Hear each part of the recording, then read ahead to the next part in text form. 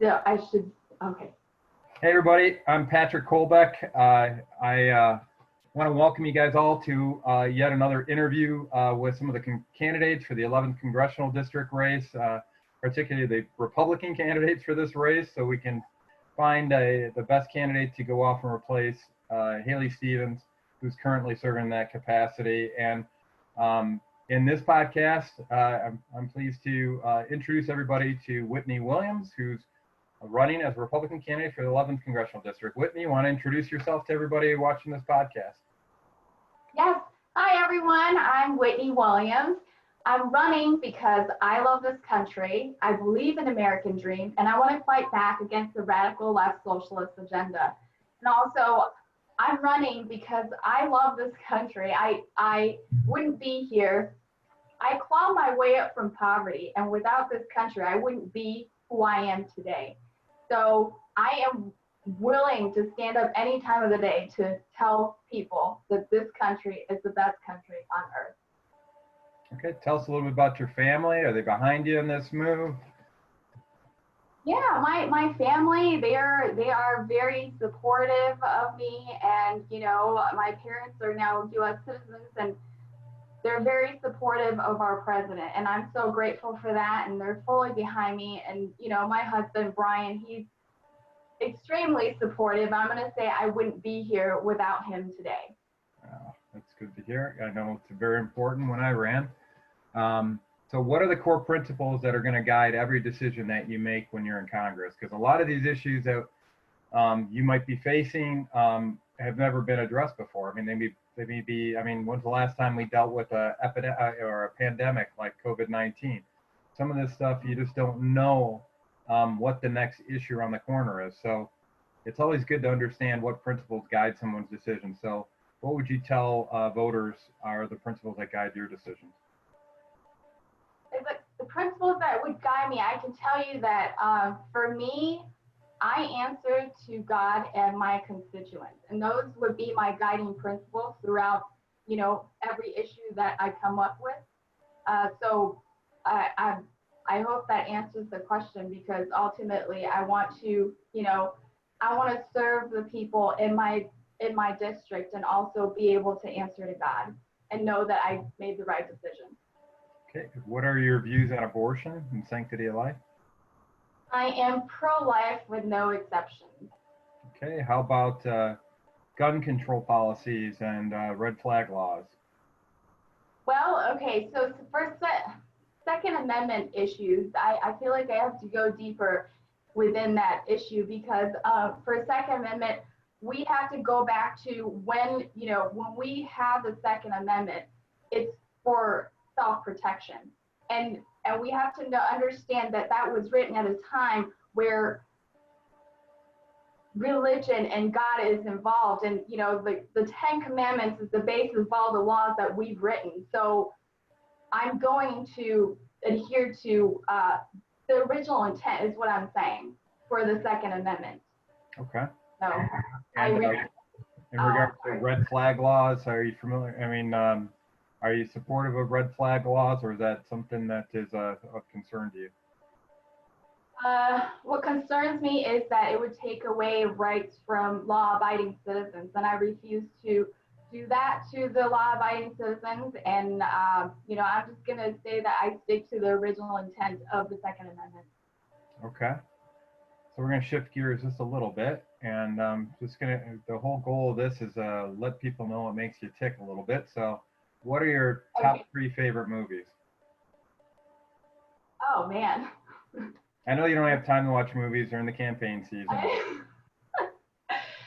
I mean, I don't know. Right now, as of right now, at this moment, I think Back to the Future 1, 2, and 3. Yeah. Okay. And Home Alone. Yeah. I think number 2 is funny. And I don't know. I like family movies, and I can't think of any off the top of my head, but just those 2 that I've been watching recently. Okay. How about top 3 favorite books? Top 3 favorite books. I would say I enjoy reading the Bible just because I go back every day just to remind myself and be grounded, to be reminded of what I'm standing up for. And one of the books that I'm reading right now is The Original Intent by David Barton. And I'm going to say that it's my favorite book right now because I love diving into the history and everything that's in it. And then I don't know. I usually like to read nonfiction books, and that's all I've been reading lately. So those are the two that I can think of right now because I'm specifically just reading those two right now. Okay. All right. What social media accounts do you have? I have Facebook, Twitter, Instagram, and YouTube. So you can find me in all 4 places. Okay. Now, who manages your social media accounts? Is it the campaign or you? Both. Okay. So we both have input. And how long have you been on social media? Social media, like for the campaign or for like? In general. In general, I think. I mean, I came Facebook, kicking and screaming to it when I went into the Senate, so. Okay. Facebook, me personally, I've been on Facebook since like when it started, and then I just kind of got off of it just because I didn't feel like it was a good influence in life, and so I stopped that. But then I got back into it when I was the diversity chair for the 11th CDRC and started back into getting into social media. And of course, when you use it for like political use, it's different. So Okay. I guess, yeah, that's how, I mean, I've been in it for a little bit now. All right, we know there's a lot of trolls out on social media. Do you block others on social media, and why or why not? There are trolls that's been following me around and commenting, and I try not to block them, and I try to not engage because I do want to see where they're coming from, and it's helpful for me to see where people are coming from and kind of just see everything. So I will say there's very little number, like a couple that I may have blocked just because it's a constant, like, a constant thing going on. And sometimes, you would say like your psyche kind of affects it a little bit, but it's always good for me to see where they're coming from. So I'm grateful for that too. Okay. Who are your top 3 campaign donors to date? Campaign donors. I would say, the names. I remember. If I remember the names. Shoot, I forget this. There's someone in Milford. His name. Well, that's all right if you don't. I mean, it's available for the FEC filing. So I just think just want to make sure folks know. Oh yeah. I like one of my top donors. I know Roger Young. He's one of my supporters, and he endorsed me. And also Rodney Lockwood, and I'm really grateful for him. And I'm just so grateful for all the people that have supported me throughout this whole thing. Just because I kind of came out of nowhere, and for them to believe in me, I'm just so grateful. Okay. All right. What's the first thing you do every morning? First thing I do every morning, pray, so that I can get through the day, especially during this time. Just to say that I'm grateful for another day, and hopefully that I can be told like how I should manage the day, and just have His Spirit to be with me. And that's part of your daily routine. Anything else you do in your daily routine? Daily routine. I try to read the scriptures, and then also I catch up on the news, and of course also social media, just maintain it, just to make sure what is going on in the district and in the country and around the world. So those are the things that I've been doing throughout the day. Yeah, so that's what I do. We try to get some exercise in there, but sometimes it's hard. All right, who's your founding father and why? All right, who's your favorite founding father and why? Sorry. Sorry.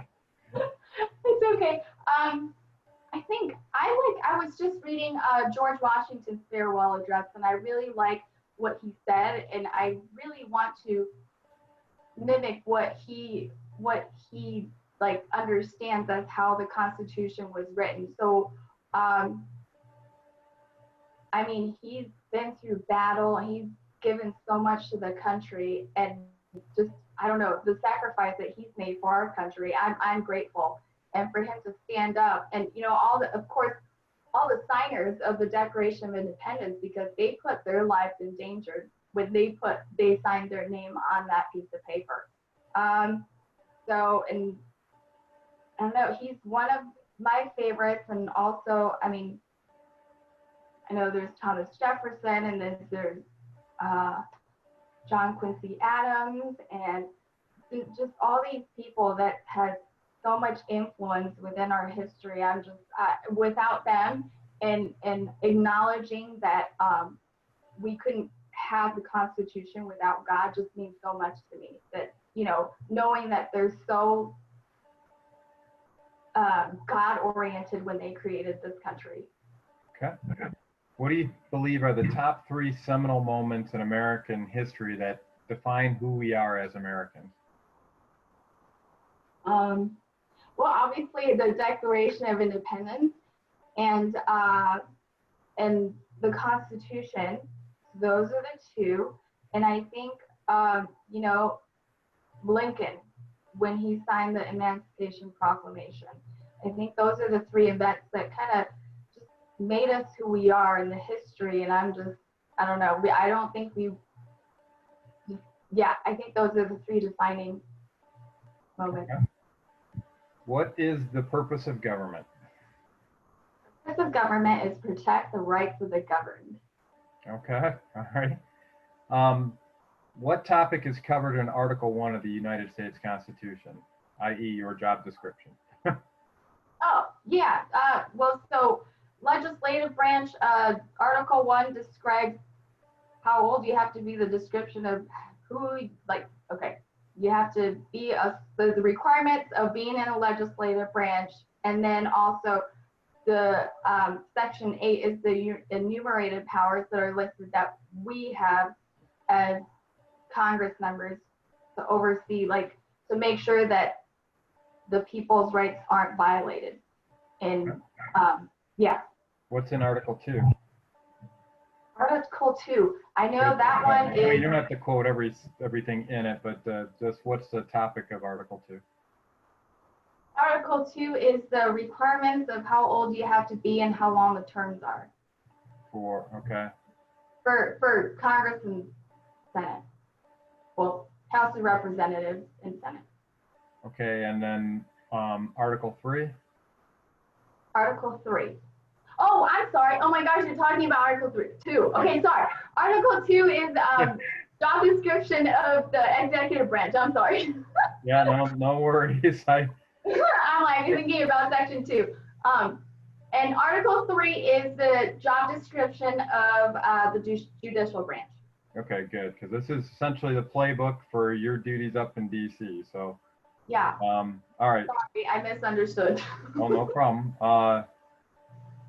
So what rights are secured explicitly in the United States Constitution? Just give me a few of them.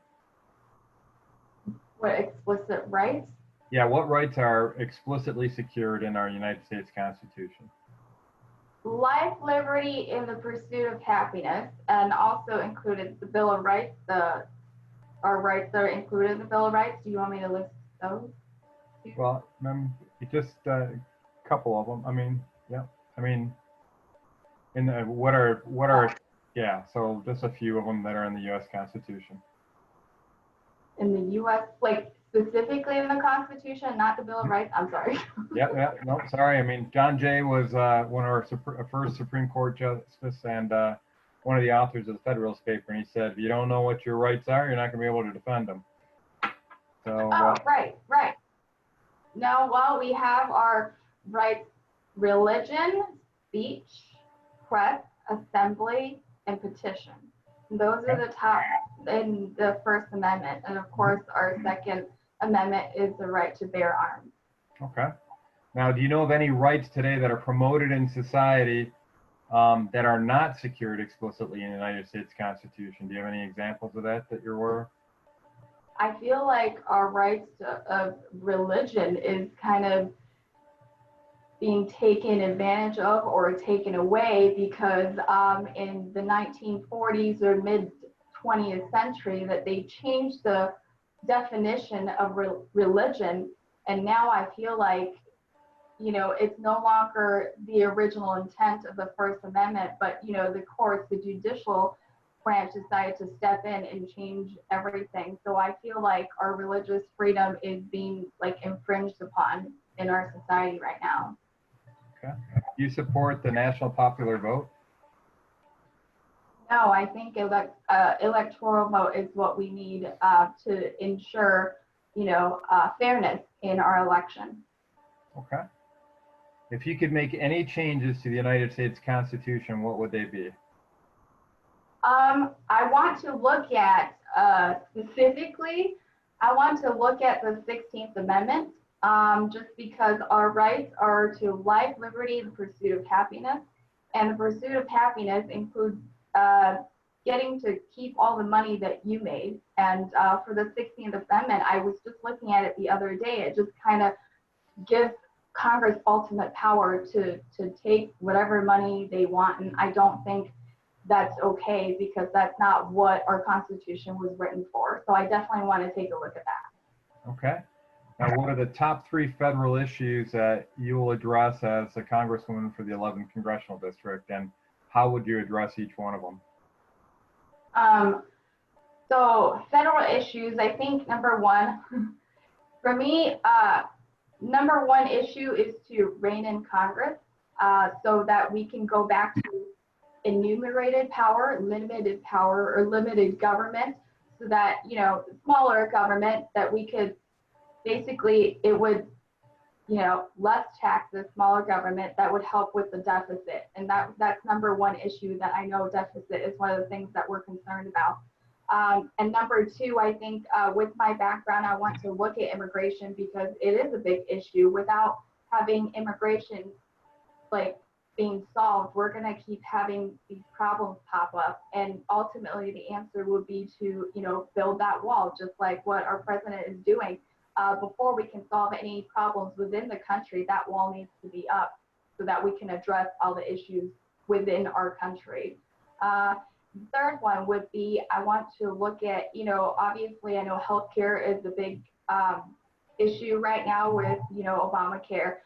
And I believe that Obamacare is such a socialist system that I want us to go back to, a free market solution. I almost feel like, the Democrats kind of have this high, they push something so far and they know that we're gonna, compromise, and then we have to start from the middle and go forward. So now all we talk about when we talk about healthcare is, how do we, change Obamacare so that we could, I don't think that's okay. We need to go back to the beginning and just repeal, Obamacare, and let's bring solutions back so that we can help, really help people. Even though that was the Affordable Care Act, it wasn't affordable at all. It wasn't affordable to, I don't know, for my husband and I, it was, middle class. You can't afford to have, health insurance anymore.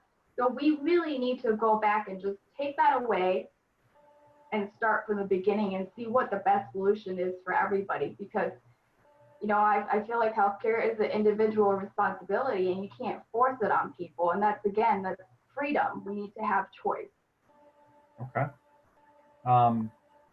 As somebody who served in state government, federal policies had a way of creeping into and constraining and tying the hands of a lot of state government officials. What do you believe is the top or the top federal policies which adversely impact state government? Federal issues that impact. I don't know. Could you be more specific or give me like? Are there any federal policies you think, start with the ones that kind of color outside of the lines of federal authority and impact and actually take on topics that are best left to the states? Oh, I feel like there's a lot. I mean, education, even vaccine, they're talking about mandatory vaccines that they're trying to overstep. And also, you know, I think abortion is also I believe, I mean, that would be a state issue.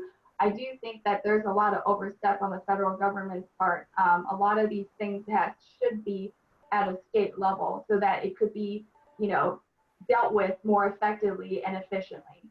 Okay. On which committees would you like to serve in the House and why? I would like to. I looked at it, and my favorite would be, you know, labor and education. But then again, those should be state issues. Yeah. Yeah. But yeah, I definitely want to help in that area. I worked my way up here. I started off with a college degree with $8 an hour job, and I worked my way up. And I feel like I have a feel of what business is about, and especially, you know, growing up, we have small businesses that we deal with, or, you know, so I know what goes into that, and education, because I grew up wanting to be a teacher. And after I graduated from college, I took the teacher's test. And this is in California. I took the teacher's test, and I got in different, you know, like grad programs for teaching. I got into the grad program for USC, and I did all these, you know, student teaching and learning about No Child Left Behind. And I just thought, you know, I don't want to, and I can't get involved just because of how they're teaching kids, because it's basically a one-size-fits-all plan that I don't agree with, because I was teaching ballet when I was going to school, and you know how every kid learns differently.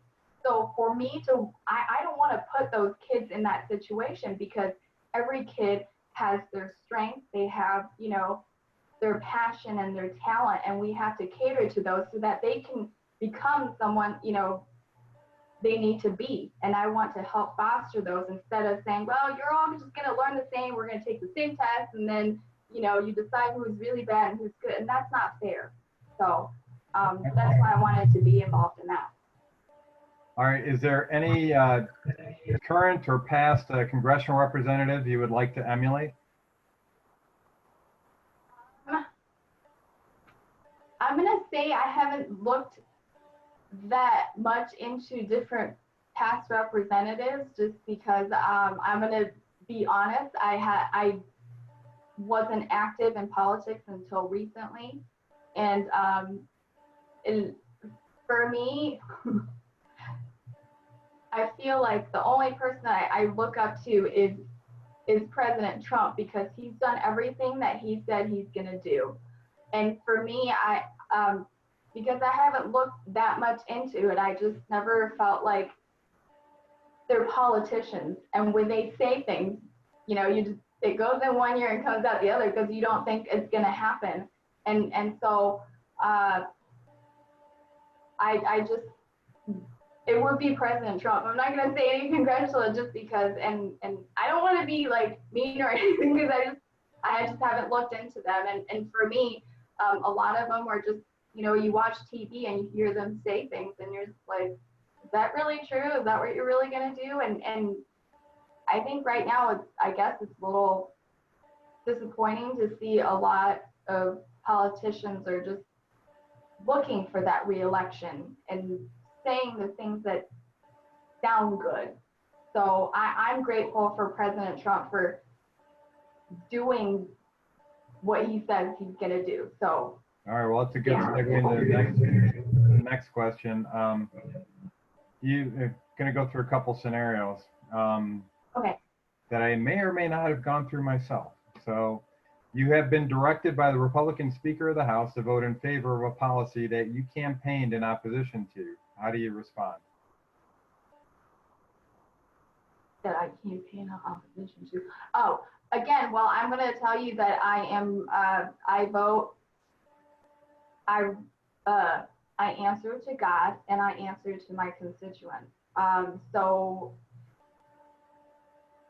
it has to be right, and it has to be, I don't want to lie to my constituents. And if there's a situation that comes up, I want to be able to talk with them and explain to them, but ultimately it's between God and my constituents. Okay. You've been advised to be silent on a particular policy issue by the Republican Speaker of the House, or else they threaten you with the loss of your committee chairmanship. How do you respond?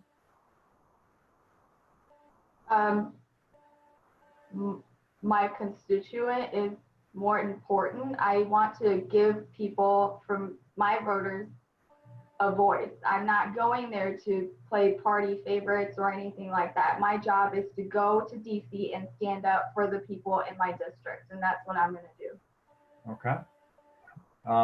Another member of the Republican House caucus, not the leader, but not the speaker, is blocking the movement of your most important legislation. How do you respond? Blocking it?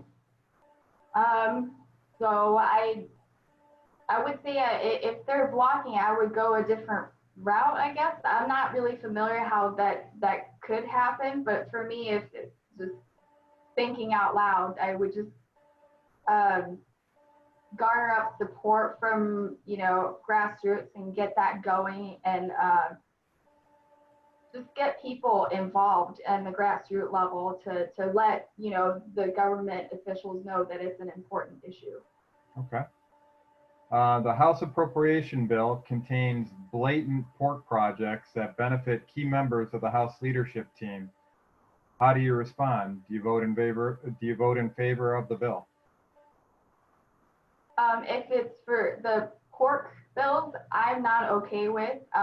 Well, they always blend it in with stuff that's good, so it's not all bad. So, but there's some projects in there that are designed specifically to help key members of the leadership team. Well, I'm going to say that that's not okay, and that wouldn't. Is it okay to not vote or be neutral? You can pass. That is possible, yeah. Yeah. So if it's something like that, I mean, if it's, I don't know. I think for me, I wouldn't vote for something that I don't believe in it. And if it's something that is going to benefit the other congressmen or congresswomen in a way that's selfish, I don't think that's right. And I just wouldn't vote for it. Okay. Let's talk a little bit about Governor Whitmer's response to COVID-19. What would you do the same? What would you do differently from what she has proposed and put into place? Like as of right now, or like before? Yeah, as far as, since the beginning, and what the current policies are. I mean, how did she respond, and how would you have responded? I think for me, how would I have responded? So initially I thought, we're a free country in America. How can we shut down the country? I thought that was very interesting because, and so I don't believe I would have closed the economy down. I would have, it has to be narrowly tailored. I would have want to look into where the specific cluster of where that is and kind of control it so that it doesn't affect everybody else within the state, and that we don't have to close down the whole state just because it's in this cluster. So I definitely want it to be narrowly tailored and not take away any of the rights that people have, because people have businesses, they have to eat, they have to work, and you can't just shut down the whole state because of one little area here. You definitely want to look into the data and science behind it. Now, a lot of people are promoting the concept that we're not going to be back to normal until there's a vaccine out there. And this has been used to propose the idea of mandatory vaccines as a condition to go to school, or as a condition to go back to work, or as a condition to get on an airplane. What's your position on mandatory vaccinations? I don't think that's okay. That's not right, and that's not fair because, again, that vaccine is a state issue, and I don't think the federal government should have a say in that. And you know, it's vaccine choice. You have to have the choice. You can't force somebody to inject, things into your body because it's your body. So I'm for vaccine choice. And my question is, if it's really that great, you don't have to force somebody to get it. You know what I mean? So I don't think it's okay for it to be mandatory. It's not okay. Well, one of the other ways of addressing the COVID-19 outbreak has been through something they call contact tracing. What are your thoughts regarding contact tracing, and what's your position on that policy as a congresswoman? Contact tracing, I believe, that's taking away people's privacy. And that's not okay either. And it's just, I don't know, it's infringing on people's rights, and that's not what the government is supposed to be doing. I believe that the government should just put out, information so that people can be responsible adults to figure out what they need to do, and if they need to shelter or they need to, do whatever it is to protect themselves, not for, it's like for someone like following you and tracking you, and that's just not okay. Okay. Well, I mean, those are all the questions that I had. So okay. we could get into what's the square root of 1,543,000, but we're not going to go there. But I just want to tie everything up here with an opportunity for you to make an appeal to the voters. Why would you be the best candidate to take on Congresswoman Haley Stevens? Oh, okay. Well, for starters, I would say I am an educated Asian American immigrant and a woman who was a former dreamer, and that I support President Trump's pro-America and America First agenda. According to the Democratic Party, I should not exist. And I am a very big threat to them, and they don't like me very much. And that's why I am uniquely positioned and qualified to go up against Haley Stevens at this time, so that we can, win back the 11th district for us and for President Trump. So I look forward for your vote, and I'm just so grateful to be in this country, and I will stand up anytime to defend it. All righty. Well, thank you very much. Once again, this is Whitney Williams, and candidate for the 11th Congressional District. We got the Republican primary coming up on August 4th, right? Yes. All right. Thank you, everybody. Have a good night.